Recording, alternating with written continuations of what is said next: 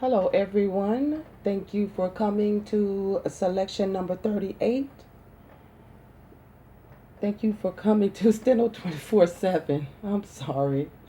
I'm looking at something on television. Anyway, this is selection number 38 at 854 words on the subject of payment for services at 160 words per minute. This is jury charge. Ready?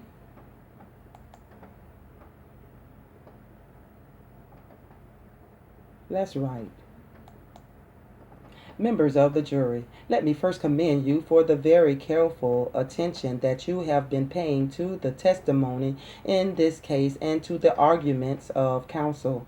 It is a rather unusual case. The plaintiff, Florence Doolin, is seeking a verdict at your hands against Agnes Rowland, administratrix of the estate of James Porter, deceased the defendant. It is the contention of the plaintiff that she, a stranger not related to James Porter, rendered valuable services to Mr. Porter beginning in 1945 and up to March 19, 1956, when Mr. Porter died, that there was no payment in cash made by Mr. Porter to Mrs. Doolin during that entire period, about 11 years, that she did receive her board and lodging, but that she was promised by Mr. Porter that he would compensate her for her services by providing in his will for her. That, in general, is the contention of the plaintiff.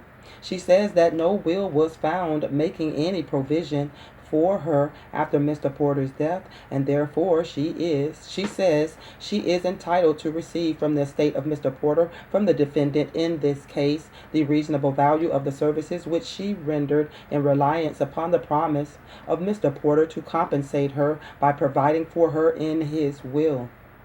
To substantiate her claim, she produces the testimony of a large number of friends and acquaintances of Mr. Porter and of Mrs. Doolin.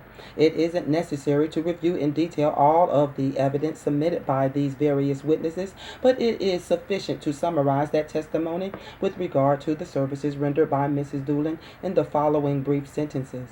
It is admitted in the pleadings that beginning June 15, 1945 up to February 1st, 1946, the plaintiff, at the request of James Porter, acted as his housekeeper and cared for his sister, who was ill and incapacitated.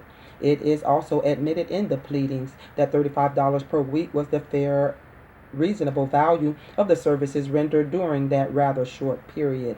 Mrs. Doolin, according to the testimony, continued to act as the housekeeper in the various homes to which Mr. Porter moved to from time to time. She did all the housework, cooked, cleaned the house, did a lot of extra work in the way of taking care of apartments which were rented to tenants in the house which they occupied as their residence, and also in the other house which they occupied as their residence, and also in the other house on 6th Street which was owned by Mr. Porter that was rented out.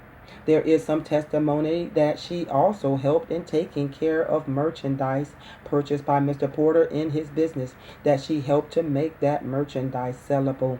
You have the testimony of Mrs. Lawrence, who said she was engaged in an employment agency. She gave it as her opinion that $45 was the reasonable value, in addition to board and lodging, for all of the services which the witnesses claim Mrs. Doolin rendered over the period beginning about 1952, when the 6th Street house was acquired.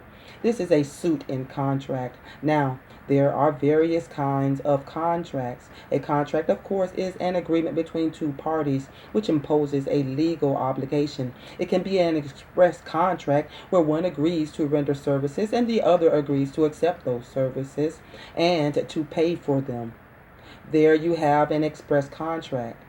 And there can be a contract implied, in fact, where there is no expressed agreement, but where the intention is clear from the conduct of the party.